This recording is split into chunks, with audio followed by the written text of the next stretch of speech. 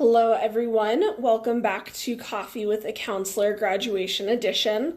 My name is Jennifer, and I am on the school-based team with North Range Behavioral Health.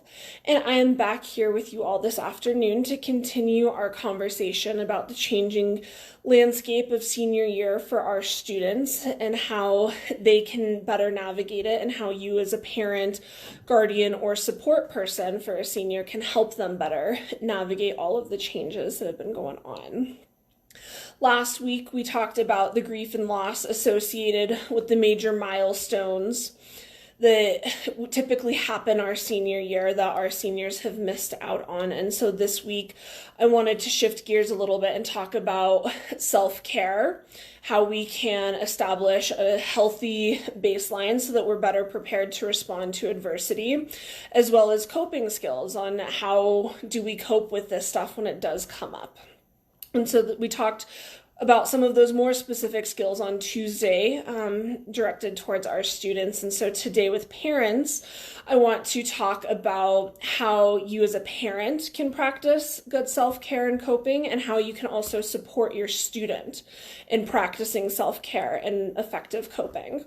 So go ahead, grab your beverage of choice, get comfortable, and let's chat.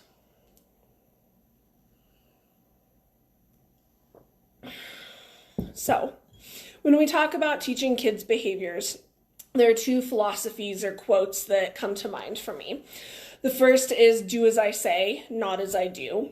And the second is monkey see, monkey do. Our children are a lot more likely to act in line with the latter. So that's why I want to spend the first part of today talking about modeling behaviors.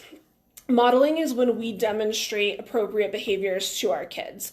So for example, if we want our kids to clean up a mess right after they make one, we clean up a mess right after we make one to set that standard and show, hey, this is how it works.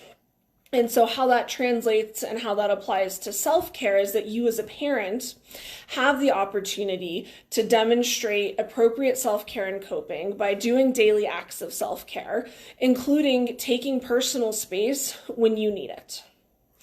As a parent, and especially right now with kids at home and other dynamics shifting, either you being at home, a spouse being at home more, maybe animals are at home more often, it's a lot more difficult to meet your own needs and to have that time for personal space and self-care.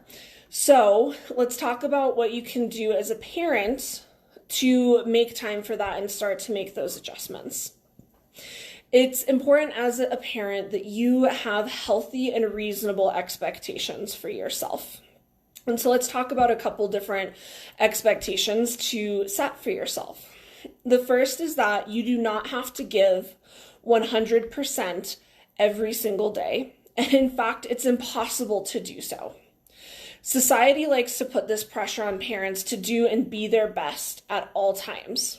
However, at your core, you are just one single human, and you only have the ability and the capacity to do so much.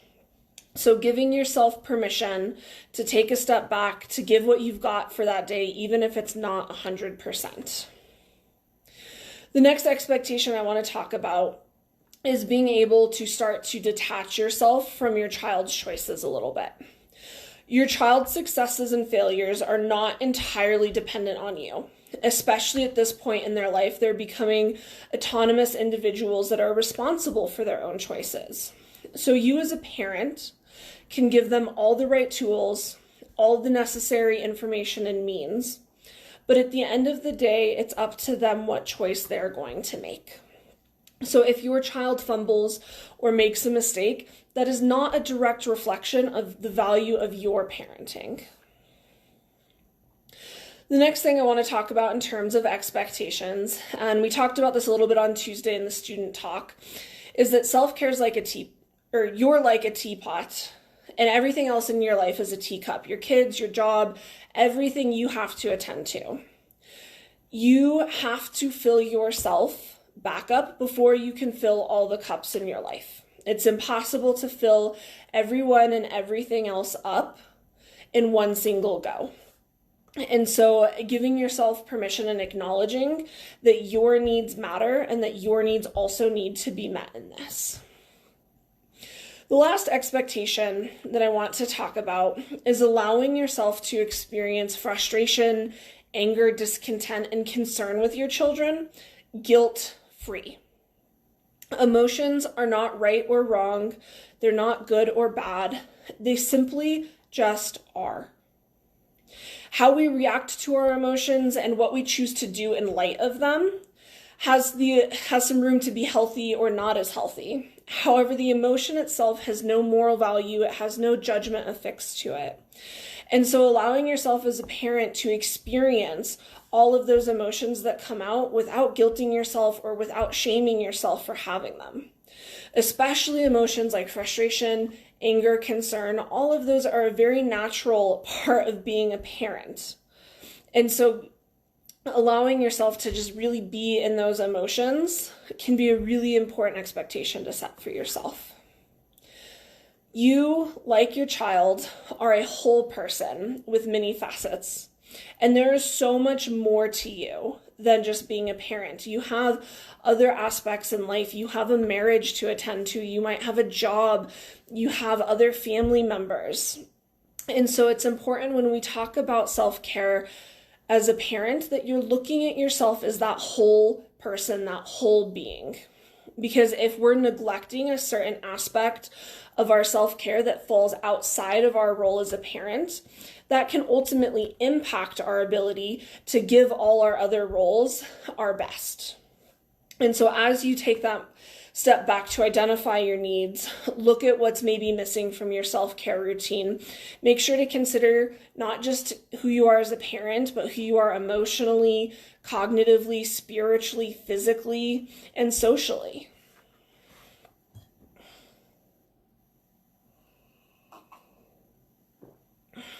So now that we've talked a little bit about what you can do for self-care as a parent and some of the expectations that you can set for yourself, I want to shift gears a little bit and talk about how you can facilitate conversations with your student about coping strategies and about self-care. Because those conversations can be really important tools to help support them in pursuing those things for themselves. So the first conversation to have is to talk to your kid about what you do for self-care and coping. Share your routines, your go-to skills, because you might inspire your kid to try something new. You might be doing something that they'd never thought to do, and they might have that light bulb moment of, oh, that's a good idea, that might work for me. It also can help set boundaries with your kids of, okay, I know if mom's taken a bath, she's taken some time for herself, so I'm not going to interrupt unless I really absolutely need something. The next conversation to have is to have conversations with your kids about their go-to skills and what they do to cope. It's important as a parent to know this information because then that puts us in a position to help remind them or direct them to those activities and those skills when we start to see signs that they're getting escalated or that they're getting emotionally activated. For some of our kids, we might see the external warning signs sooner than they realize that they're getting worked up. So we might see that they're talking faster, or their leg starts shaking, or they're more irritable, or they're breathing heavier and quicker. And so when we recognize those behaviors, then we're in a position to say, hey, it seems like we're coming off our baseline, seems like we're getting worked up. Let's take 10, 15 minutes to take a coloring break, or to listen to some music, or to go for a walk. And directing them to, hey, you've told me in the past, this is what really works for you. So I'm going to support you and help direct you to this when you might not be aware that you're needing it. The last conversation to have is to look at different ways or different areas where you can practice mutual self-care. So things like having a family movie night, or if your family's not as competitive as mine, a family board game night. Looking at preparing meals together, going for walks or hikes or spending time outdoors together. Something where it's mutually beneficial, where it's simultaneous self-care for you and your kid. And what can be really powerful and really important about practicing care as a family is that a lot of times we get sent the message that if we say no to other people, if we hit pause on what's going on with others to focus on ourselves, that we're being selfish and that that's bad. And so that becomes a barrier to us practicing the self-care that we need to. And so when we're practicing it together, it helps give us and our kids permission of, hey, this isn't as self-indulgent. This is something we're doing as a family. Other things that we can do as a parent to help promote good self-care and coping with our kids is making sure that our kids have what they need in order to practice these things. Do they need more art supplies? Do they need a journal? Do they need uninterrupted time and space when they're getting really escalated or heated? If they do need space, it's important that before something comes up where they need to take that space, that we have expectations and parameters around what that looks like. Because of course we want to keep safety, boundaries, and consequences in mind so that it's not just a free-for-all, a golden ticket of, oh, I need to cope. My therapist says I can go to my room for the next 6 hours and not have any contact with you. So figuring out, is it, I'm going to take 15 minutes, I'm going to come downstairs and check back in with you, and then you can have another 15 minutes. What happens if their self-care, their coping includes music, and they need their phone for music, but they're grounded? Is it, you can have the time, but you don't get the phone?